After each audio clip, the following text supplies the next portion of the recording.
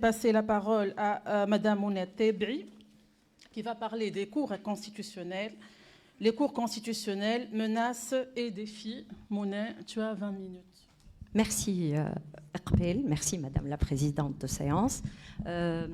Alors, les cours constitutionnels, avant de commencer cette intervention, j'aimerais bien y mettre une petite modification. Parce qu'en fait, je vais parler de la justice constitutionnelle en Tunisie. Cette justice qui a connu une cour, théoriquement, un conseil qui a fonctionné, une juridiction temporaire, l'instance provisoire.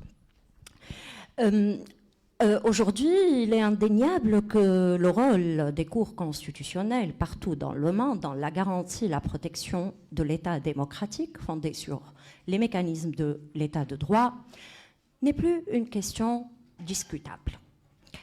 Et loin des débats théoriques qui ont procédé à la propagation de la justice constitutionnelle dans le monde, quant à la légitimité de ces juges de pouvoir décider sur la volonté du peuple à travers ses représentants élus, et loin des débats théoriques aussi sur l'étendue et la capacité du juge à créer les normes, le débat sur le gouvernement des juges. Nous considérons que la problématique fondamentale aujourd'hui est celle de savoir comment ces juridictions constitutionnelles peuvent être un appui fondamental pour la résilience démocratique. Cette résilience démocratique, on en parle en cas de crise. Les crises sont nombreuses, sont différentes et sont de grande ampleur. Elles peuvent être des crises constitutionnelles. Et là, une juridiction constitutionnelle bien établie peut offrir des solutions. Mais les crises peuvent être politiques et en l'absence d'une juridiction constitutionnelle. Alors, comment une démocratie peut surmonter ces problèmes? La question, peut-être, ne se pose pas de la même manière en Tunisie qu'ailleurs. Madame Tania Groppi a dressé ce matin un tableau des cours européennes que le modèle tunisien a choisi d'instaurer dans la Constitution de 2014, plus ou moins dans la Constitution de 2022. Mais les constats en Tunisie sont autres. Pourquoi les constats peuvent être vus ou analysés autrement? En effet, pour faire face aux crises, les juridictions constitutionnelles partout dans le monde se fondent sur un patrimoine de valeurs et de standards démocratiques établis et consacrés dans les différentes constitutions, mais aussi mis en œuvre. Cet arsenal juridique permet aux juridictions constitutionnelles de bien mener les compétences et les attributions qui lui sont confiées. Notamment, suprématie de la Constitution, garantie du bon fonctionnement des pouvoirs et protection des droits et libertés. Et qu'elle en soit une cour, un tribunal suprême ou encore un conseil ou une instance juridictionnelle, que le contrôle de constitutionnalité soit concentré, diffus, abstrait, concret, a priori, a posteriori. La politisation des juridictions constitutionnelles demeure un fantôme qui semble être la plus grande menace à éviter et le plus grand défi que ces institutions de contrôle œuvrent à surmonter. C'est à cette menace, à ce défi d'indépendance, la problématique peut se compliquer davantage, notamment en période de transition. Et comme le soulève la doctrine, pendant et après toute transition politique et ou constitutionnelle, notamment suite à une révolution qui rompt avec l'ordre constitutionnel établi, la partie ne semble pas jouer davantage. Cette culture de soumission, de crainte, de flatterie subsiste. Et le législateur, souvent fraîchement reconverti d'un régime précédent, dictatorial, régime du parti unique, régime oligarchique, a bien du mal à tirer les conséquences du bouleversement apporté par les constituants aux pratiques antérieures. Le juge constitutionnel est appelé dans ces circonstances à guider vers les voies de la démocratie ou la démocratisation, remplissant ainsi un rôle pédagogique auprès de celui protecteur de la suprématie de la Constitution. En Tunisie, les menaces sont d'une plus grande ampleur. Pourquoi? Parce que le juge constitutionnel peut être paralysé. Le contrôle de constitutionnalité peut être dépassé. Et les juridictions constitutionnelles créées ou à mettre en place peuvent se trouver totalement anéanties. Cela se vérifie pour les juridictions qui ont été prévues par la Constitution de 2014, mais aussi pour la Cour constitutionnelle telle que conçue dans la Constitution de 2022. Mais avant de traiter de ces deux points, j'aimerais bien faire un petit rappel ici.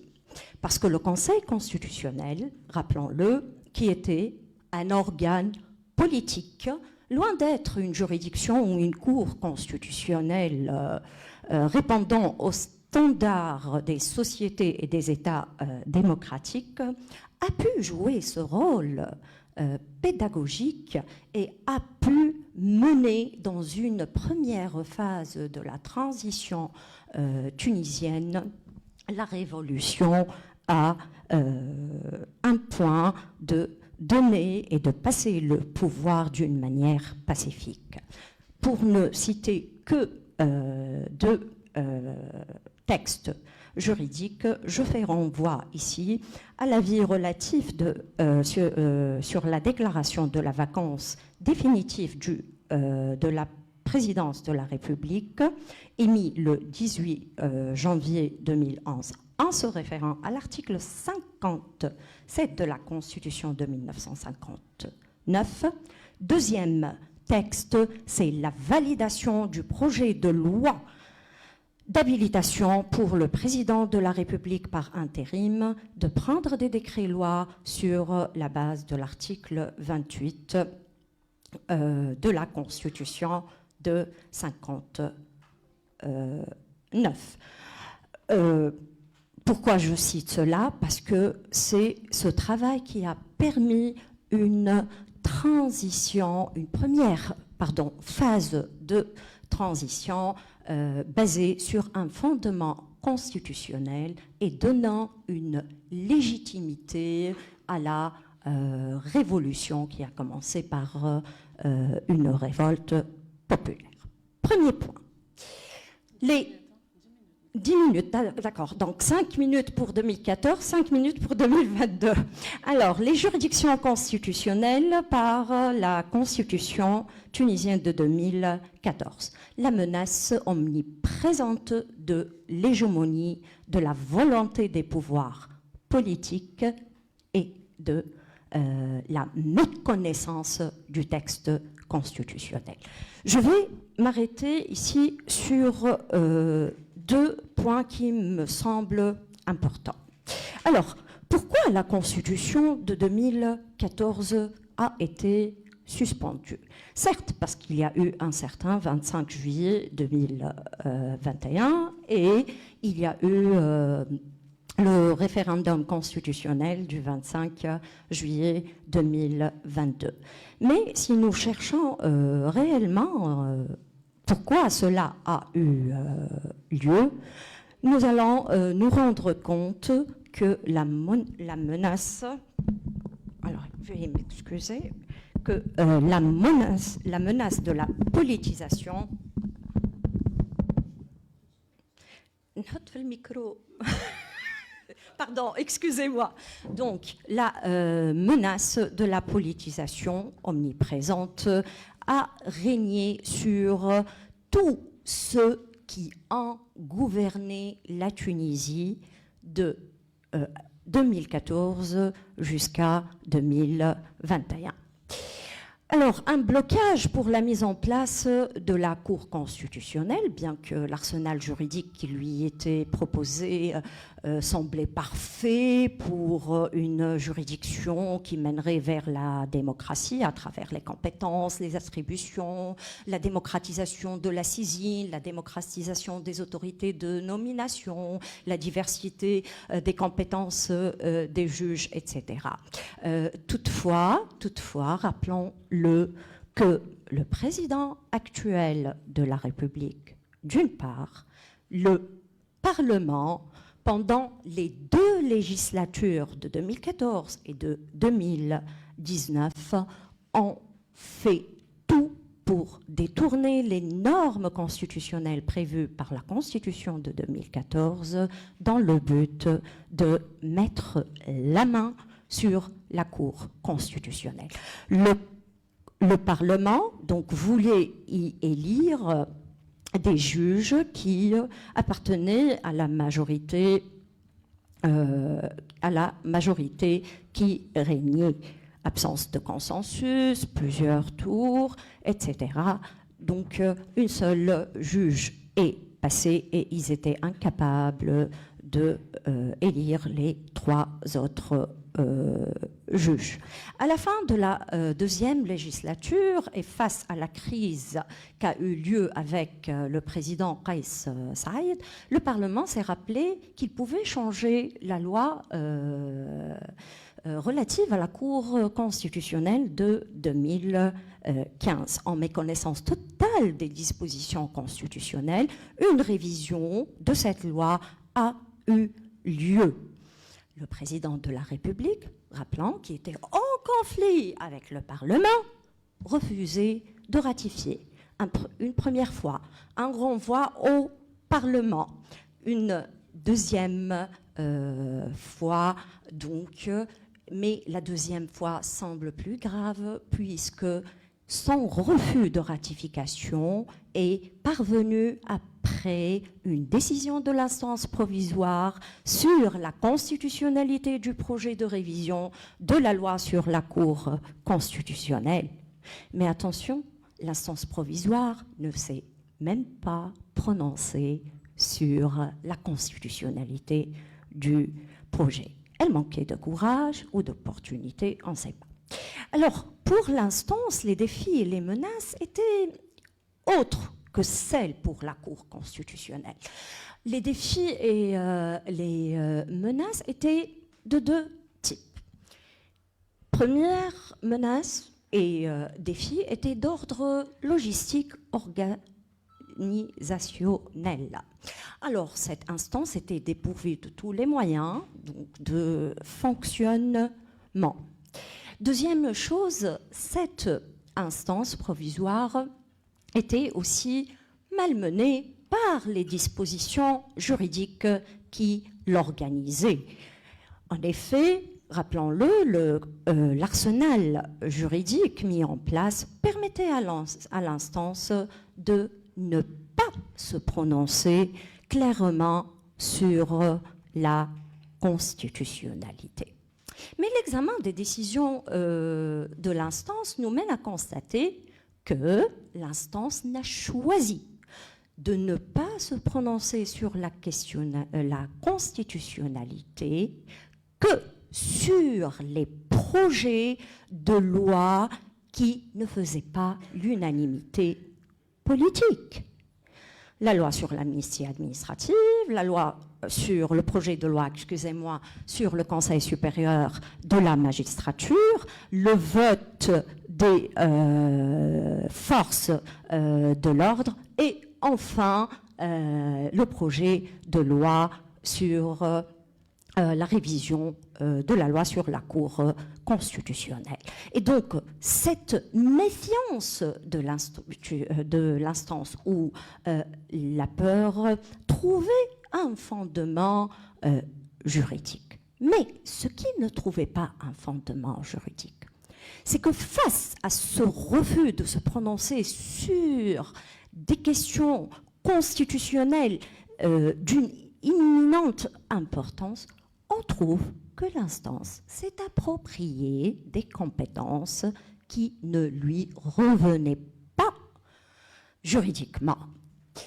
Mais elle a cédé au pouvoir politique. J'en citerai deux. La constatation de la vacance aux présidences de la République. Deuxième chose, l'avis qu'elle a rendu quand elle était sollicitée par le chef du gouvernement Mechichi sur la question de prêter serment des nouveaux ministres sur lesquels le président de la République n'était pas d'accord. Alors, l'instance a eu le sort du Conseil constitutionnel. Et je dis bien, l'instance a été supprimée. Et là, je cite les dispositions du décret présidentiel 117 relatif aux mesures exceptionnelles. Depuis, aucun organe de contrôle de constitutionnalité n'est prévu. La Constitution de 2022, une Cour constitutionnelle, et là, l'indépendance est une menace constitutionnellement consacrée, un défi très difficile à soulever si cette Cour va naître un jour. Alors, pourquoi je dis que c'est une menace constitutionnellement consacrée? L'examen des dispositions relatives à la, je cite, fonction juridictionnelle dans la nouvelle Constitution de 2022 permet de constater que certains principes relatifs à l'indépendance des juges ont été consacrés. Or, la consécration de ces principes n'est pas en elle seule une garantie de l'indépendance des juridictions. Il faut qu'il y ait une instance qui veillera sur l'application de ces principes. Avant, c'était le Conseil supérieur de la magistrature par le texte de la Constitution de 2014. Or, la Constitution de 2022 ne traite pas de la question. Aucun principe constitutionnel sur le fonctionnement de, pas le Conseil, il les appelle les conseils supérieurs des magistratures, mais aucune disposition constitutionnelle n'est prévue pour ça. Alors pourquoi je parle de ça? Comme vous le savez, c'est une cour qui va être composée de juges. Donc de juges, c'est-à-dire juges constitutionnels ayant le statut de magistrat. Et c'est important qu'il y ait ces mécanismes de garantie de la magistrature pour en faire bénéficier la Cour constitutionnelle qui est sortie du chapitre du pouvoir, de la fonction juridictionnelle. Alors, plus encore, il n'y a plus cette diversité d'autorités de nomination des juges. Qui va désigner les juges dans cette future Cour? C'est le président de la République. Bon, alors, y a-t-il peut-être une distinction entre l'autorité de proposition et l'autorité de nomination de ces juges? Ce principe a été délaissé. Le Conseil ou les futurs conseils supérieurs des magistratures ne seront plus obligés à donner des avis obligatoire ou conforme sur les juges à nommer. Une compétence exclusive au président de la République. 2 minutes, je ne vais pas faire de conclusion. Je vais laisser. Alors, deuxième point, cette composition aussi renvoie à l'instabilité. Ces juges vont être nommés quand ils approchent l'âge de la retraite, sans un mandat précis. Alors certains vont dire que c'est le système américain. Alors je vous assure, c'est loin de l'être, parce que les juges à la Cour suprême sont nommés à vie et avec avis conforme du Sénat, ce qui n'est pas le cas pour la future Cour constitutionnelle. Donc une instabilité s'annonce sur sa composition, mais aussi sur sa jurisprudence. Un dernier point, cette Cour se trouve démunie de plusieurs attributions nécessaires à une Cour capable de assurer une résilience démocratique ou même d'asseoir les prémices d'un régime démocratique. Cette Cour n'a aucun contrôle sur le pouvoir exécutif. C'était le cas dans la Constitution de 2014. Maintenant, ce n'est plus le cas. Son rôle ou son contrôle sur le pouvoir législatif ne semble pas être important, étant donné cette composition qui l'a mise un peu dans une boule de cristal, afin de garantir, afin de garantir une approche conservatrice de l'interprétation normative. Rien que l'article 5 de cette Constitution, comment l'interpréter par des juges à l'âge de la retraite, c'est une question qui se pose. Pour conclure, je ne suis pas sûre. Non. Alors, pour conclure, je ne suis pas sûre non plus que malgré toutes ces imperfections et ces indicateurs de menace, que cette Cour naîtra.